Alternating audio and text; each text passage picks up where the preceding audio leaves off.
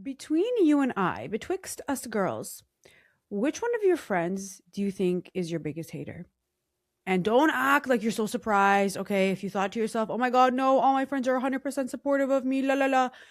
I hate to break it to you, but you're about to get a huge wake up call on human nature and on the ways that patriarchy has groomed women.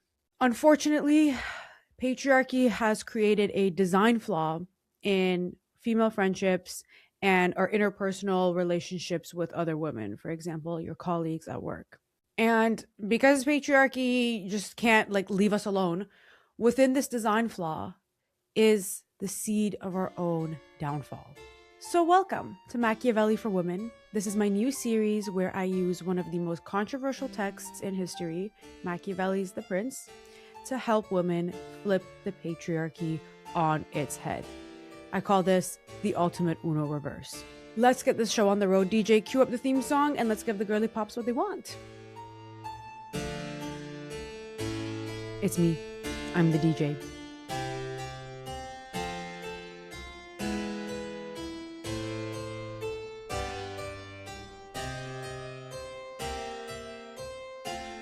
So you might be wondering, what incarnation did Machiavelli say in The Prince that applies to female friendships? And I'll get to that in a moment, but just to introduce myself, because we have a new series here. My name is Nikki. I am your host. I am the baddest bitch in the building, not to be confused with you, who is also the baddest bitch in the building. And I have the same initials as Neekolo Machiavelli, NM. So call me Neekolo, Neekolo. And I have a Bachelor's of Arts with high distinction in public policy and a Master's of Arts in political science with a focus on political theory. So I have read many a political text, many a political philosophy, and this is a full circle moment. So I'm not just talking out of my neck here. And I am the author of How to Hack the Patriarchy, which is a feminine twist on the 48 Laws of Power. It has 20 patriarchy hacks in there. And The Prince is such a controversial but refreshing text because it gives us an amoral view of the world. It's not caught up in projection, in how things ought to be. It lays things out the way it is. In fact, a lot of people think that The Prince is satire because of how blunt and to the point the text actually is. But that's just a reflection, in my opinion, of how caught up so many people are in projection, righteousness, and virtue, because especially women are conditioned by patriarchy to want to be righteous and virtuous. And the problem with that is that right and wrong, what's virtuous, what's commendable, what's respectable, has been decided by the patriarchy. These are not objective values or objective measures of behavior. So we really need to deconstruct morality and question what we've been taught is good and bad. And that's why the first chapter of my book is Stop Being Guided by Right and Wrong, because the terms of right and wrong were not made for you as a woman. They were made by lunatics who created Abrahamic religions. They were made by lunatics who envied women. So we can't abide by the conventional morality. And that's not to say we got to go around punching people in the face, kicking old men in the nuts. We don't have to hurt people. We just have to be mindful of how we've been conditioned to think it's right to put ourselves last. So you might be wondering, okay, what incarnation did Machiavelli say about female friendships? Or what did I read in this book that I can extrapolate to female friendships and to the type of person that as women we should avoid at all costs? Well, let me read you a passage from chapter 23 called How Flatterers Must Be Shunned. Depending on which translation you read, the title of the chapter might be a little bit different. There is one important subject I do not want to pass over. The mistake with which princesses can only with difficulty avoid making if they are not extremely prudent or do not choose their ministers well. I am referring to flatterers who swarm the courts. Women are so happily absorbed in their own affairs and indulge in such self-deception that it is difficult for them not to fall victim to this plague. And some efforts to protect oneself from flatterers involve the risk of becoming despised. Yes, I changed prince to princess and men to women because we feminize everything on this show. Now, in plain English, what does this mean? Basically, he's saying to avoid yes men, because yes men are some of the worst types of people because they conceal the truth. And he describes in the rest of the chapter how to get away from these people without stirring the pot too much. But for our purposes, we need to understand that there is a very specific type of flatterer that hides in plain sight within our friendships and our interpersonal relationships. And that type of person, just like the yes men that Machiavelli is describing, conceals the truth. And this type of person is the envious or insecure friend or coworker. Women have been socialized to relate to one another through self-deprecation. And it goes way deeper than simply the insecure friend or that envious coworker who goes out of her way to make your life hell. At the core of this is that women have been socialized to relate to one another through insecurity and self-deprecation. Think about when you get a compliment. Someone says, "Oh, that's a nice shirt." And you say, "Thanks, it's really old." Or, "Thanks, I got it on sale." Just that small example, it might seem insignificant, but it points to a larger problem, which is the way we've been taught to relate to one another through self-deprecation. You can't just own it. You can't say thank you. "Hey, that's a nice shirt. Thank you." You have to either self-deprecate or you have to reciprocate. "Hey, that's a nice shirt. Thanks. I love your shoes." Maybe she's wearing Crocs or dad sneakers and you hate her shoes. They make you want to throw up. But somehow you have this reflex of following up your thank you with a compliment or something, a self-deprecating remark. And that is not an accident. That is a conscious way that we've been groomed into humility. This is why patriarchy hack number 2 in my book is don't be humble. We've been groomed into humility. We've been groomed into self-deprecation, and we've been taught these arbitrary things about what's right and what's wrong. You fully accepting your beauty or a good characteristic about yourself is arrogant. And that falls within a false dichotomy. This is what I call a false dichotomy of humility and arrogance. You can either be humble or you can be arrogant. And the patriarchy loves operating in false dichotomies. It has a complete hard-on for binaries. It loves either ors. So it pits a seemingly positive trait, like humility, against a negative trait, like arrogance, and it tells us, choose which one you want. Well, obviously, nobody wants to be arrogant, so we're going to choose humility. And that's just one example of this either-or thinking that we've been conditioned into. You can probably think of 100 different false dichotomies that you've been conditioned into throughout your life. And that points to one of the biggest things that we need to unlearn, the either-or thinking. Because it's not real. At the core of that either-or thinking is scarcity and lack. And if there's one thing I talk about on this show like a broken record, it is that lack is almost always manufactured. Very few things are actually scarce in this world. Very few things.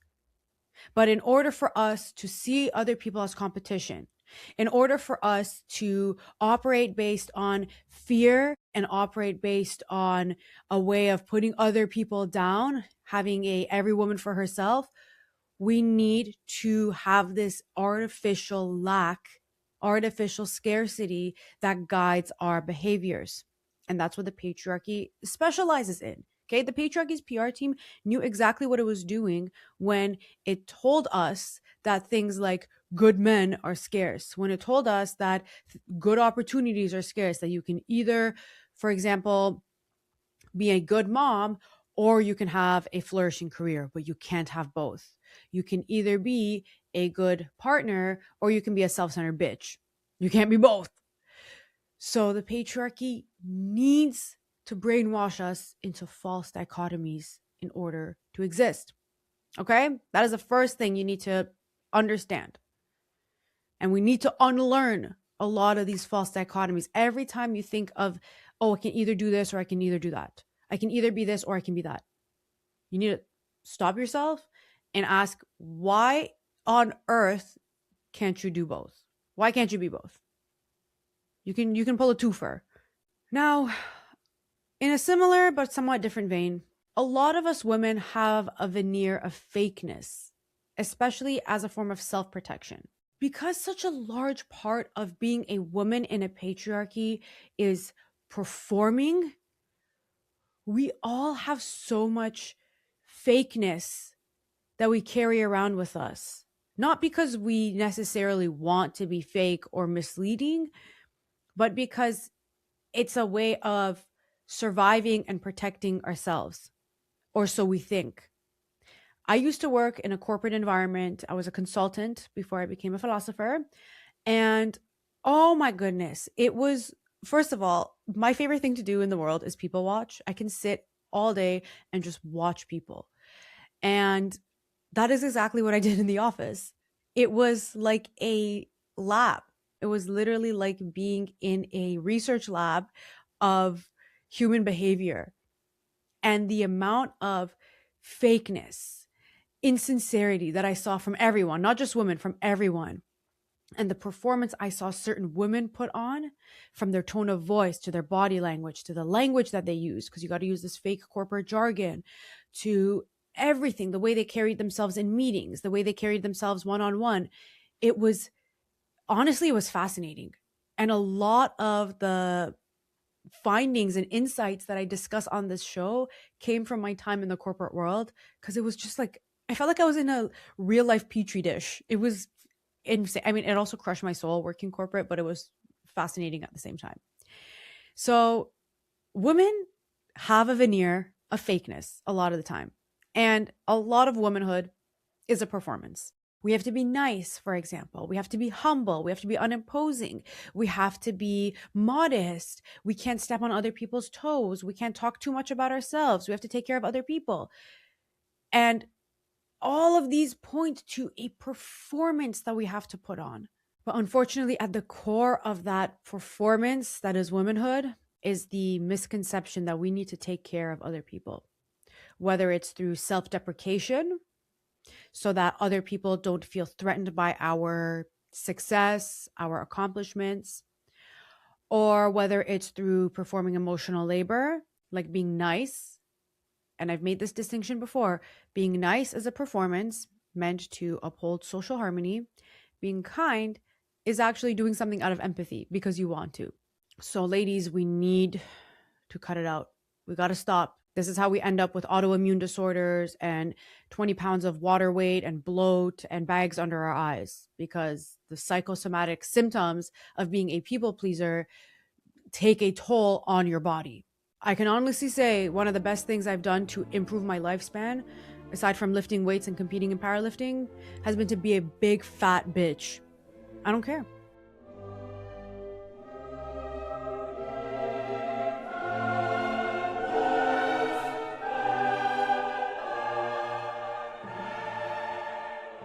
Ladies and gentlemen of the class of 2005 at Emory. Ladies and gentlemen of the class of 2005 at Emory, real life is not college. Real life is not high school. Here is a secret that no one has told you. Real life is junior high. The world that you're about to enter is filled with junior high adolescent pettiness, pubescent rivalries, the insecurities of 13-year-olds, and the false bravado of 14-year-olds. It's so sad that so many of us are so disconnected from one another. You will see men band together to protect their friends who are rapists and awful people. You will see men turn a blind eye to other men doing things that are extremely questionable. They have a sense of loyalty not only to their boys, but to complete strangers just because of what's dangling in between their legs. But as women, we don't, like, it's sad. I think there's a lot of social change happening and a lot more discourse around being a girl's girl and women banding together, which is great. But that's just started. And it's just sad to see how we don't have that same unity that men do. And obviously that is intentional. Those seeds of that disconnect have been planted in us since we were kids. And it's really sad. But there's this amazing thing called free will. And despite the ways that all of us have been socialized and conditioned since we were kids, we have critical thinking and free will, and we can exercise that to deconstruct the ways that we've been brought up and unlearn a lot of the false dichotomies and a lot of the false narratives and lies. Unlearn the steady diet of lies that we have been fed. So, speaking of deconstructing all of this crap, there are two main reasons that we as women have not banded together. And if you have other reasons, please feel free to write them down in the comments. The first one is that we see each other as competition. I did a whole girly law of power on this. I believe it was number 23. It was literally called Stop Competing with Other Women. Because of this artificial scarcity and the false dichotomies that we've been brainwashed into, we think of things as scarce that are not actually scarce. Like good men. Oh, make sure you find a good man before you turn 30, because after that, they're all going to be taken or they're all going to be divorced. Since when was a man a scarce commodity? Yes, good men who you would actually want to have as a partner are quite scarce, but why no one is rushing to get into a relationship with somebody. Please don't. If you're doing that, stop. Go touch some grass. But this competition over men is one of the main ways that women have been socialized to view one another as competition, because a lot of women have been taught that the end goal in their life is to get married and to have kids. And how do you do that? By first finding a husband. So if you're taught that your life goal is something that revolves around a man and requires a man, of course you're going to start seeing other people as competition who also have that same goal and are trying to get to that scarce commodity, which is a man. It's so funny talking about this. It's so funny. But unfortunately, it's true. And we've all been there. And capitalism also plays a role in this too, because although men are, the more I say it, the funnier it sounds, but men are the main commodity that women fight over. But there's lots of other things, and a lot of them are tied to capitalism. And because a lot of us are now in this grind competition mindset, especially when it comes to looking for a job because the market is so bad, or trying to get a promotion, that's a prime example of artificial scarcity, because management opens up like 2 positions for promotions. So obviously not everyone's going to get promoted. That is part of the design of the competition they're creating in that workplace. But because there's so much competition now for so many things, we're all in this competitive mindset. That's perfect if you want to be a cog in the machine and keep yourself in the rat race. But what does that really mean in the grander scheme of things? If you listen to my episode about the giant loophole and the patriarchy that the ancients found, I share 5 truths in there that were not even buried, that were discussed in ancient texts. And 2 of those truths are about how we are all one and everything is connected. But we've strayed so far away from that. So that's the first reason why women are so disconnected from one another. It's because we see each other as competitors rather than allies. I don't know about you, but when I see a pretty girl out, I'm like, I'm so happy. I'm so happy to see another baddie. And it makes me happy to be in the presence of people like that, whether it is friends or strangers. Now, the second reason why women are so disconnected from one another is because a lot of women see in other women what they wish they had. And they're driven by so much envy and projection. And if you worked a corporate job like me, where a woman twice your age gave you living hell just for existing, then this probably sounds familiar. But this can be among anybody your age, younger than you, older than you, prettier than you, uglier than you, more accomplished than you, less accomplished than you. It does not matter. Because to an insecure, envious person, none of that matters. So insecure people have, what is it, that thing that horses have? Like the blinders or whatever? I don't know. Whatever. New analogy. Insecure people have a filter over their eyes. And they only see the things that can trigger their insecurity or their envy more. They don't see all the great things that are going for them. They don't see all the opportunities that are right, just a little bit beyond their reach. If they were to only work on themselves, they'd be able to grab them. They don't see any of that. And the problem with insecure people is that they will flatter you to keep you small. They will be yes women so that they keep you in the same position that you are now, so that you don't grow into a better version of yourself that will outpace them. Because if they're threatened by this version of you, imagine how threatened they're going to be of an even better version of you. For example, they might discourage you of starting your business or of taking that leap by feigning concern. Oh, did you know that 4 out of 5 side hustles actually fail within the first year? I'm just telling you this because I'm concerned about you. Or something I heard so many times. There's so many podcasts out there. The market is so saturated. Shouldn't you do something else? I'm just saying this because I'm concerned about you. I feel like, thank you so much for being so concerned about me. I'm so grateful. Oh my God. But what they want to do is to keep you as that current version of yourself. They want you to operate with this outdated software, okay? Because for you to go and take the next leap, to get that degree, to start that business, to take that leap, to move to that new city, whatever it is, you need to evolve into a different version of yourself. You need to change.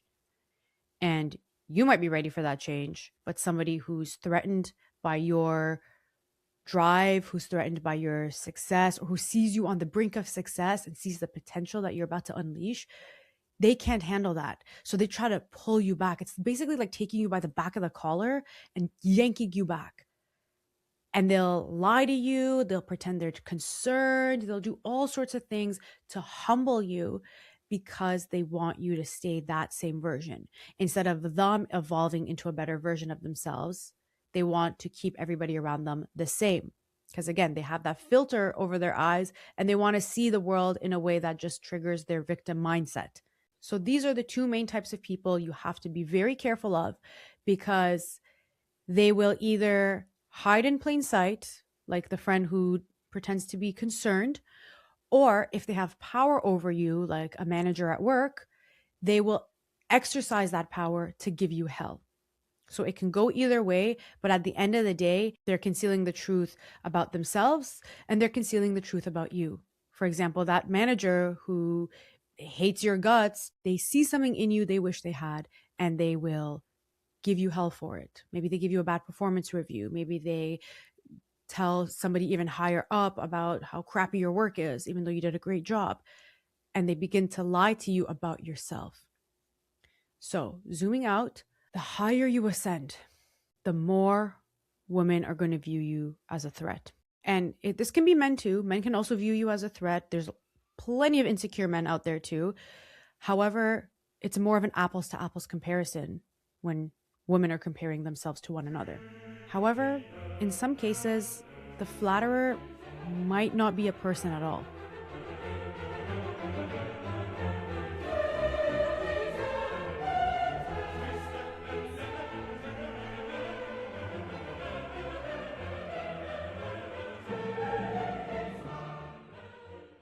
Hey chat, here are some of the perks I have on my Patreon. Tell me if they're good.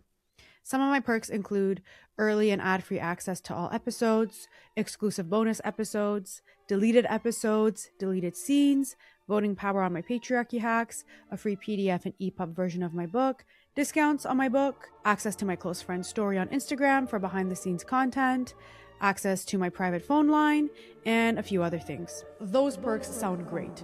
You're not just creating a Patreon. You're curating a community. If you like, I can write you a mid-roll placement that feels natural in your episode. Sure. If you're enjoying this episode and want to go even deeper, join me on Patreon. That's where I share exclusive episodes, discounts, and the conversations I can't always have publicly. It's also the best way to support the podcast and help me keep creating content like this. It's not just a membership. It's a community. You can join me through the link in the description. I'll see you there. I can also make it sound more luxurious, exclusive, casual, or in a tone that better suits your brand. Can you rewrite it but with more M dashes?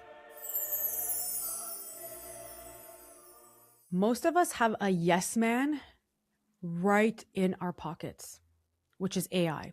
For so many people, AI has replaced their therapist, their friends, their doctor, their lawyer, their veterinarian, their dentist. Yet most people don't even realize that these AI chatbots, they're trained to validate your belief and mirror your values and to keep you coming back to it and continually using it. It's the same as social media algorithms. When you like a certain post or repost something, and then your whole feed becomes that same type of content. The whole point of ChatGPT is to keep you using it. That's why every response usually has a prompt at the end to get you to continue that conversation with it. Think about it. If it opposes you, you're probably less likely to use it. And that's why it has to keep validating you and stroking your ego. You can literally tell ChatGPT, hey, I just killed someone. And it'll be like, all right, let's take a breath here. That wasn't murder. That was you setting your boundaries. And honestly, you were so right to do that. Do you want me to give the contact information for a few police stations that you can call? It has gone so bad. I fell down a Reddit rabbit hole while I was writing this episode, and I found a whole thread of people with mental health issues who had turned to ChatGPT as a form of therapy. And a lot of them were discussing how they got re-traumatized, they had AI psychosis, and a whole bunch of other really scary relapses or new conditions. And I see it with people around me all the time when they talk about, oh, I asked chat this, or chat told me to do this, or my biggest pet peeve, when I'm stuck on something, I'm wondering something, and they're like, oh, have you asked chat? I'm like, no, I haven't asked chat. In full disclosure, full honesty here, I do not use ChatGPT for anything. I don't use any AI for any of my content. Everything I do comes out of my own brain. And there was a time when I liked using AI for research, but then I'm like, I did 2 degrees that were all research based. What the hell am I doing? My favorite part of doing all of this work is the research. So it's like, I love using my brain. I have this brain that my mom worked very hard to grow in her womb, and I like to use it every single day. And I encourage every single one of you to do the same. And it's funny when people are like, oh, AI is going to replace podcasts, AI is going to replace YouTube. No, it's not. I dare you to find an AI model that's like me. Please tell me. Because when the revolution comes, you're going to realize that AI can't be a bad bitch. Okay, AI is a bum bitch, and AI is a flatterer that most people have gotten so used to using. And this relates to a larger issue, which is that most people are now living in echo chambers. Our social media algorithms are very calculated to only show us things that we like, to only show us things that validate our worldview. It's the same thing with the AI algorithm. It's the same thing with the people we surround ourselves with. And we've entered an era of being in a hyper echo chamber where you really think the world that you exist in is the broader world when it really isn't. And it's fine to exist in a reality that you've created that is enjoyable, that validates your worldview and makes you feel comfortable and happy. But at the same time, this rise of having a yes man at our fingers is so dangerous. And I think it's really making people dumber. I hear people talking like ChatGPT. I see people's Instagram captions or Instagram posts that are so obviously made by ChatGPT. I see YouTube videos that are completely AI generated, or people who have a completely AI generated script. And so many people are not picking up on that. I read the comments and there might be like one comment buried all the way down saying, this is AI, or I can tell you use ChatGPT to write this. I've even seen people making accounts for fake influencers and fake podcasters that are all women, by the way, AI generated women, beautiful women, perfect proportions, perfect features that look real until you look a little bit closer and realize that it's AI. But it seems dystopian. It's really, really scary. All right, but bringing this all back to Machiavelli, imagine explaining AI to Machiavelli, like explaining ChatGPT to Machiavelli. Like, what would you even say? It sounds so made up. But bringing this all back to the flatterers and the dangerous people we need to distance ourselves from. It's really difficult to do that when that dangerous person is in your pocket and it's something you've become addicted to and that you rely on multiple times a day and that you don't even think of as a flatterer. You think of it as an objective source of truth.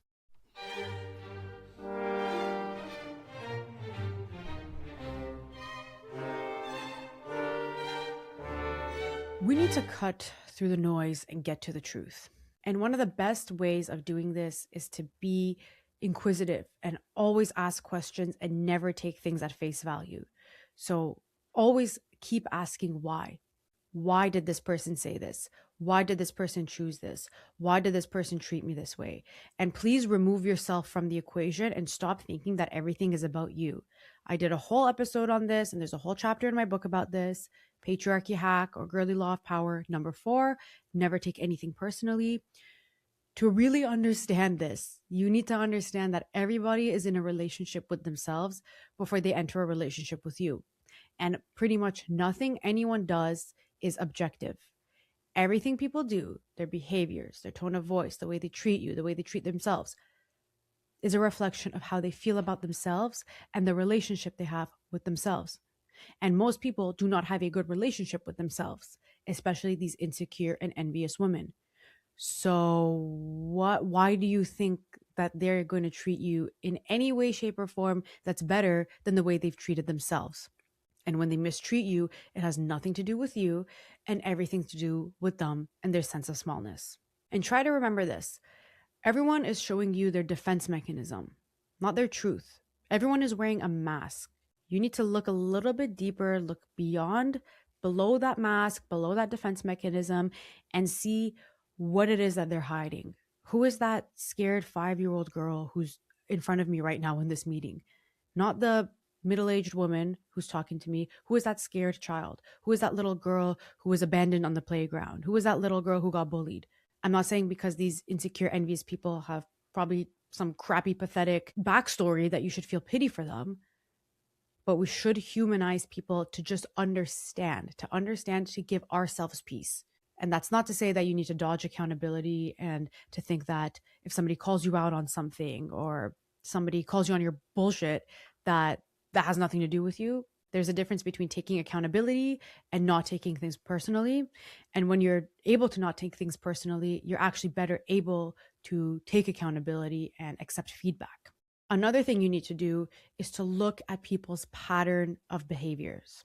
Things don't happen in isolation, and no one ever does something just once. And I'll give you an example. You may have heard me talk about this in previous episodes.